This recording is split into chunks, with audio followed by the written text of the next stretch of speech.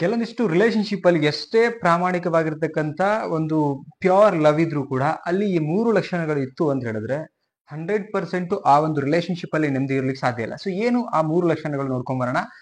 First time channel ನೋಡ್ತಾ ಇದ್ರೆ subscribe ಮಾಡಿ ಸಪೋರ್ಟ್ ಮಾಡಿ ಅಂಡ್ ವಿಡಿಯೋ ಕೊನೆ ತನಕ ನೋಡಿ. ಕೌನ್ಸಿಲಿಂಗ್ ಬೇಕಂದ್ರೆ ಸ್ಕ್ರೀನ್ ಮೇಲೆ ನಂಬರ್ ಹಾಕಿರ್ತೀನಿ, ಕಾಂಟ್ಯಾಕ್ಟ್ ಮಾಡೋದನ್ನ ಮರಿಬೇಡಿ ಅಂತ ಹೇಳ್ತಾ ಅಂಡ್ ವಿಡಿಯೋ ಮೂರು ನೋಡಿದ್ಮೇಲೆ ಏನ್ ಅನ್ಸುತ್ತೆ ನಿಮ್ಗೆ ಕಮೆಂಟ್ ಮಾಡೋದನ್ನ ಮರಿಬೇಡಿ ಸ್ನೇಹಿತರೆ. ಫಸ್ಟ್ ಪಾಯಿಂಟ್ ಏನು ಅಂತ ಹೇಳಿದ್ರೆ ಪ್ರಾಬ್ಲಮ್ ಕ್ರಿಯೇಟ್ ಮಾಡುವಂತ ಆ ಒಂದು ಲಕ್ಷಣ ನೋಡಿ. ಎಷ್ಟೋ ಒಂದು ಅಂಡರ್ಸ್ಟ್ಯಾಂಡಿಂಗ್ ಇತ್ತು ಅಂದ್ರೂ ಕೂಡ ಸಮ್ಟೈಮ್ಸ್ ಏನಾಗುತ್ತೆ, ಲೈಕ್ ಅಂಡರ್ಸ್ಟ್ಯಾಂಡಿಂಗ್ ಮಾಡ್ಕೊಳ್ಳುವಂತ ಗುಣ ಇಲ್ಲ ಅಂತ ಹೇಳಿದ್ರೆ ಪ್ರಾಬ್ಲಮ್ ಕ್ರಿಯೇಟ್ಗಳಾಗ್ತಾ ಹೋಗುತ್ತೆ.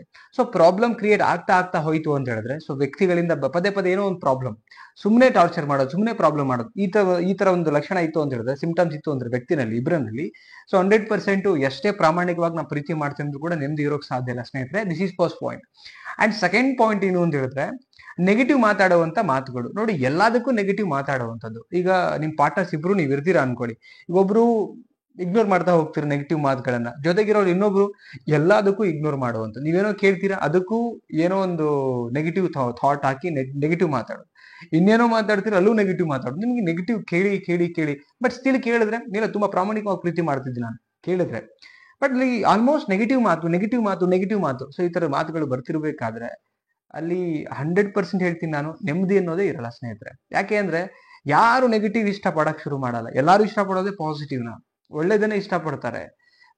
ಟೈಮ್ಸ್ ಬರ್ಬೇಕು ಜಗಳಗಳು, ಟೈಮ್ಸ್ ಬರ್ಬೇಕು ಮನಸ್ತಾಪಗಳು, ಟೈಮ್ಸ್ ಆಗ್ಬೇಕು ಮಿಸ್ಅಂಡರ್ಸ್ಟ್ಯಾಂಡಿಂಗ್ಗಳು.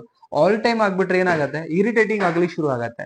ಇರಿಟೇಟಿಂಗ್ ಯಾರು ಇಷ್ಟ ಪಡಕ್ ಶುರು ಮಾಡಲ್ಲ. ಸೊ ಹಂಗೆ ನೆಗೆಟಿವ್ ಪದೇ ಪದೇ ಬರುವಂತದ್ದು ಒಂದು ಲಕ್ಷಣ ಇತ್ತು ಅಂತ ಹೇಳಿದ್ರೆ ಡೆಫಿನೆಟ್ಲಿ ಎಷ್ಟೇ ಪ್ರಾಮಾಣಿಕವಾಗಿ ಇದ್ದೀನಿ ಅಂದ್ರೂ ಕೂಡ ಅಲ್ಲಿ ನಿಮ್ಗೆ ನೆಮ್ಮದಿ ಅನ್ನೋದು ಸಿಗಕ್ ಸಾಧ್ಯ ಇಲ್ಲ. ನೆಕ್ಸ್ಟ್ ಪಾಯಿಂಟ್ ಏನಂದ್ರೆ ಲೈಕ್ ಮಾತೆ ಕೇಳ್ತಕ್ಕಂಥ ವ್ಯಕ್ತಿಗಳು. ಎಕ್ಸಾಂಪಲ್ ಈಗ ನೀವೇನೋ ಒಂದು ಅರ್ಥ ಮಾಡ್ಸಕ್ ಹೋಗ್ತೀರಿ ಒಳ್ಳೇದನ್ನ, ಹಿಂಗ್ ಮಾಡ್ಬಾರ್ದು ಹಿಂಗಿರ್ಬೇಕು, ಹಿಂಗ್ ಮಾಡ್ಬಾರ್ದು ಹಿಂಗಿರ್ಬೇಕು, ಏನೋ ಒಂದು ಒಳ್ಳೇದನ್ನ ಹೇಳಕ್ ಹೋಗ್ತೀರಾ.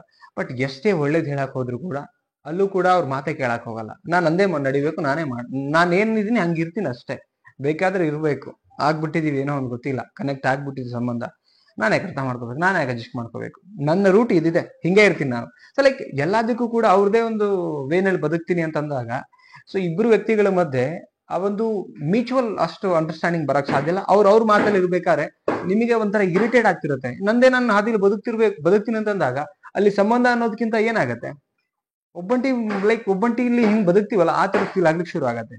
ಸೊ ಆ ಕಾರಣಕ್ಕೆ ಈ ಮೂರು ವಿಚಾರ ಇದೆಯಲ್ಲ, ಸಿಂಪ್ಟಮ್ಸ್ ಅನ್ಕೊಳ್ಳಿ, ಟಿಪ್ಸ್ ಅನ್ಕೊಳ್ಳಿ, ವಿಚಾರ ಅನ್ಕೊಳ್ಳಿ, ಇದಿರ್ಕೂಡ್ದು ಆಕ್ಚುಲಿ ನಂದೇ ನಾನು ಯಾರು ಮಾತು ಕೇಳಲ್ಲ. ಅಲ್ಲಿ ಆಕ್ಚುಲಿ ಏನ್ ಒಳ್ಳೇದಿದೆ ಏನ್ ಕೆಟ್ಟದಿದೆ ಇಬ್ರು ಒಬ್ರಿಗೊಬ್ರು ಕೇಳ್ಬೇಕಾಗತ್ತೆ.